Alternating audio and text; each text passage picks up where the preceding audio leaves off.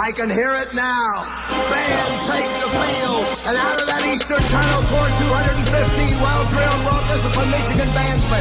They pour over the eastern sideline, they pour in the big block in, and they play the greatest college fight song ever written.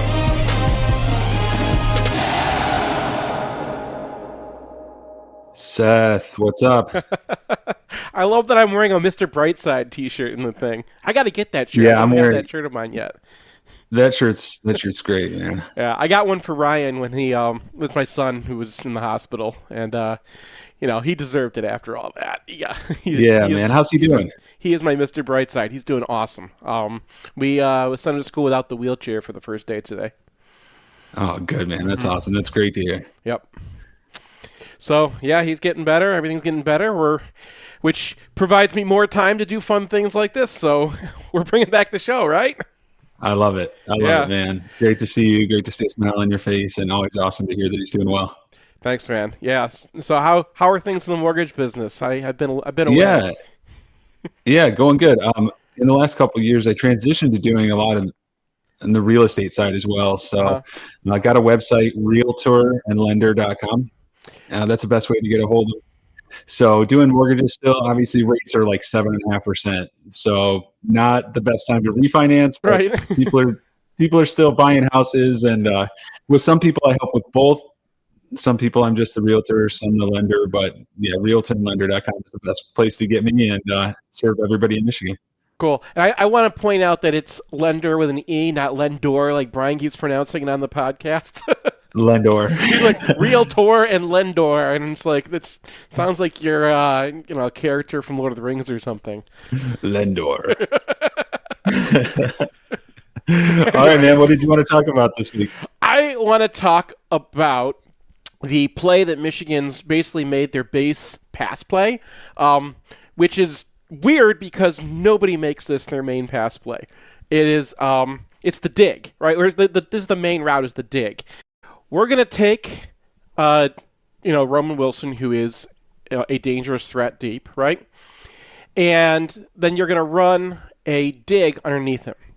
Now, dig routes are not very common. You just see them in the NFL. You don't see them a lot in college. You see them run often, but you really don't see them hit often. And the reason is because so many different defenders can get to them. If you're looking, right, if you want to run across here, you're running right into where the safety's set up. The linebackers have no problem dropping right into that zone. There are so many guys in different spots, not to mention, the cornerback's going to be following him. There's just so much traffic around that area of the field that you really don't usually see someone open there. So why is Michigan being able to hit the dig so often? And they've been using this concept here. We're going to run the play. See, and there it is. It's open, right? All this area has been vacated. Where did everybody go? The answer is they are terrified of two different things that Michigan does well. One of them is Roman Wilson, right? The second thing is Michigan's running game. So, this is the same play here. We're going to watch it on. It's going to be an NFL throw. This is going to be about a 20-yard in cut. They call that. See how badly this guy gets just beat here? This is happening regularly. And as soon as you lose him like that, his speed is just going to kill you. So there's no way you can match this guy one-on-one. And because of that, teams are using up that safety, this guy over here. They're using that safety all the time to make sure that Roman Wilson is covered.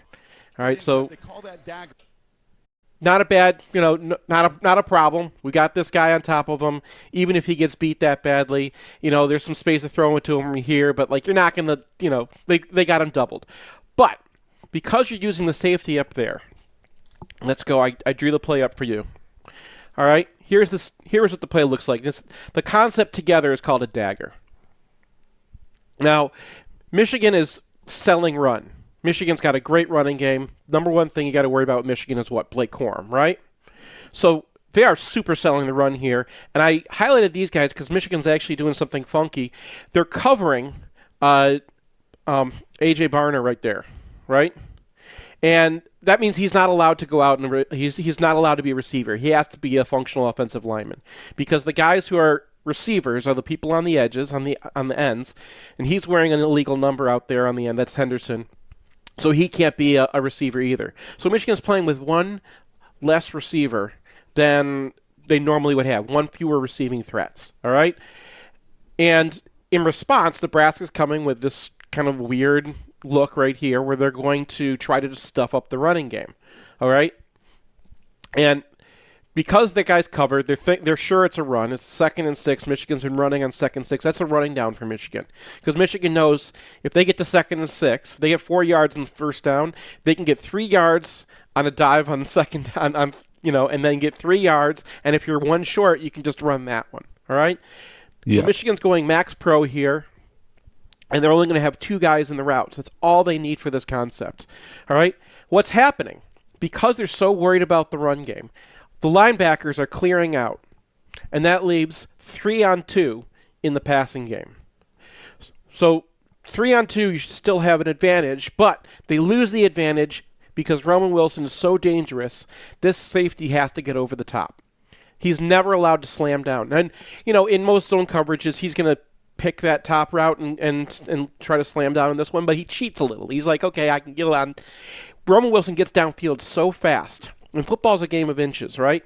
So if you get a few more yards than you normally would get just because you're faster, every step that Roman Wilson takes downfield is going to be more space to run this dig underneath.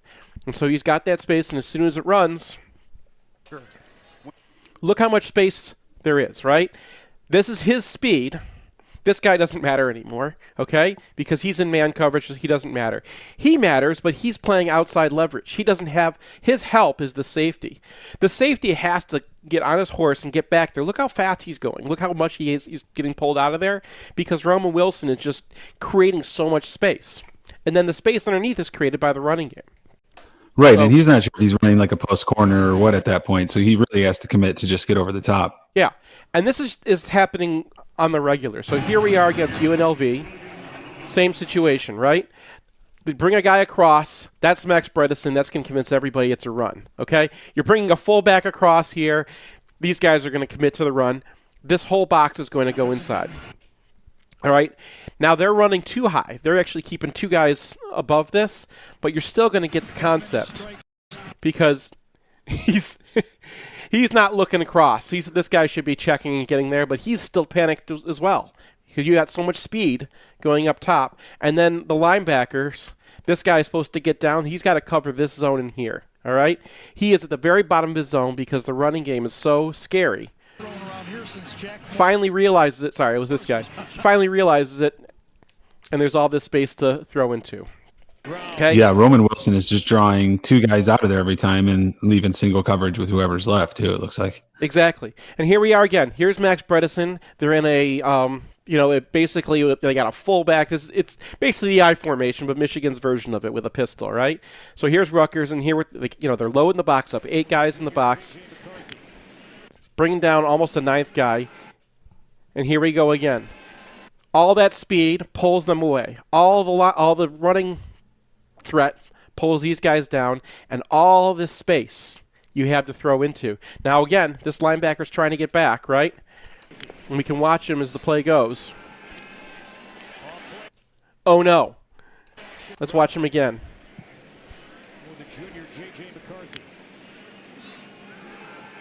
Oh, no. See how he stepped down? See how he was... So he's bracketing down here, too, but he's mostly worried about the run game, and by the time he bails out, all this space is the room that you have to throw into. Yeah, it seems like, and I don't have any stats on it, but we're throwing the ball a lot more vertical this year than they're in the throwing past. There's it a lot less intermediately.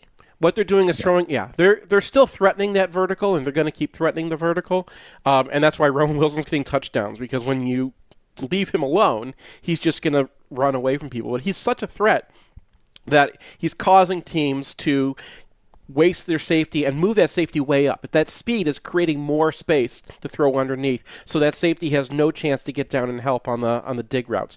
And they're doing it with Colston Loveland too. So here's another play from the Nebraska game. We're going to watch Loveland. There he goes. Same thing with Wilson, right? This guy is just beat. He was stepping down because he thought, he's a dual threat, right? So if you step down on a tight end, because you're worried about getting him, you're worried about getting blocked, right? You're worried that this is going to be a run game in here. It's a flea flicker. This guy's down. He's ready to he's ready to take on a block, and then whoop. So they're covering this, right? They're putting the safety on top of it. Because the safety goes on top, what do you have under the safety? A dig route. I love it. And McCarthy's accuracy has just been unbelievable so far this year. Yeah. And because you have that accuracy, because you have the threat of Roman Wilson deep, and because you have the threat of the running game, all of those things are just creating more inches, right? We're still talking, it's all on a sliding scale. So if a team could cover that dig across with man coverage, they're going to have more success against us. If a team could sit back with their linebackers and stop us with their defensive tackles, the way that Michigan's been stopping people, they would be able to cover that dig. If they were able to have, if they had a cornerback who could stick around with Roman Wilson wherever he goes and not have to use the safety help on top of him, they would also be able to slam down the dig with it. So there's all sorts of guys who could be helping. Michigan's offense is taking away so much by having all that speed on top and all of that running power on the bottom that teams are leaving the dig open because it's like the best case scenario for them is that it's a hard throw and maybe your guy can break it up. And that's why Michigan is getting so much success with this passing route that you usually don't see hit very often on the college level. So does this keep working against teams with better corners? And I mean, is there anybody but Ohio State, maybe Penn State, that we got to worry about? It's a great question. Rutgers had some of the best corners we're going to face. Penn State has some really great cornerbacks, and so we're gonna see, right? They're gonna try to cover Roman Wilson. They're gonna see if they can cover Roman Wilson with one guy, or they're gonna see if they can sit on that dig a little bit. As soon as they see Cornelius Johnson, whoever it is, come across, and we'll see how Michigan reacts to that. They're gonna have there are things that you can do off of a team that's trying to sit on the dig. The other question is, can Penn State, because they got a good front as well, can they stop Michigan from running? So my guess is that they're originally going to start with their linebackers high. We got a few weeks before this happens, but Michigan State will probably try this too because they have good defensive tackles.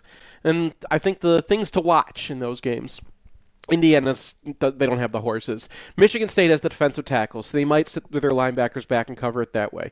Penn State might try that too. They don't have the defensive tackles to play that way, but they may have the cornerbacks to play that way. It doesn't take... It takes someone, right? The reason why Michigan is being able to do this and have such consistent success, even if you're expecting it, is because they so overwhelm opponents in two different areas. If you can cover one of those areas without getting overwhelmed, then you're in better shape. And we'll see, right? Is Michigan's offensive line good enough to blow through the defensive tackles at Michigan State? We don't know yet. They have good DTs. Are they good enough?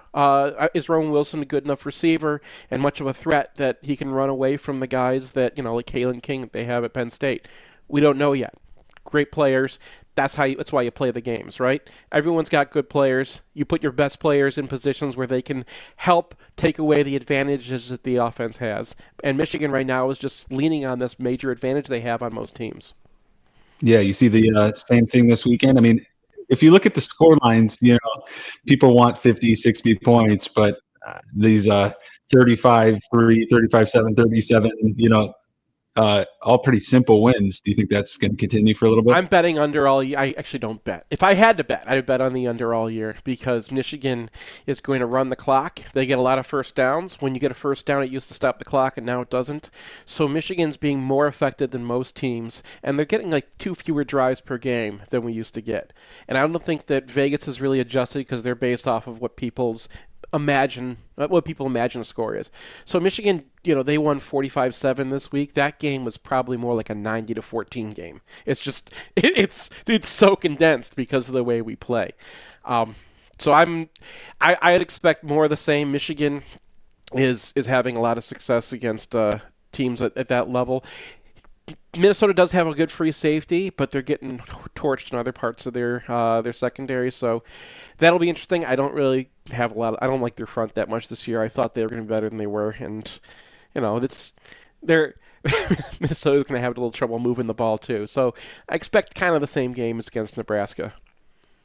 Awesome. All right, man. Well, hopefully we'll just keep rolling until we get to some of the tougher opponents and not have a slip up, Yeah, it's fortunately we don't have a game this year on Halloween weekend, which is always the spookiest weekend for some reason for Michigan. I don't know why, but we only got 3 games in October, and I think only Indiana's at home. So wasn't that lost in Minnesota a long time ago in the Dome on Halloween weekend? It was like a Friday It wasn't a night loss. game. It was a 2015 game that got super spooky. Yeah. Where Michigan just Yeah. vastly outplayed them. They hit some really weird shots, like a front shoulder fades a couple times, and then we had the goal line stand and won that in the end.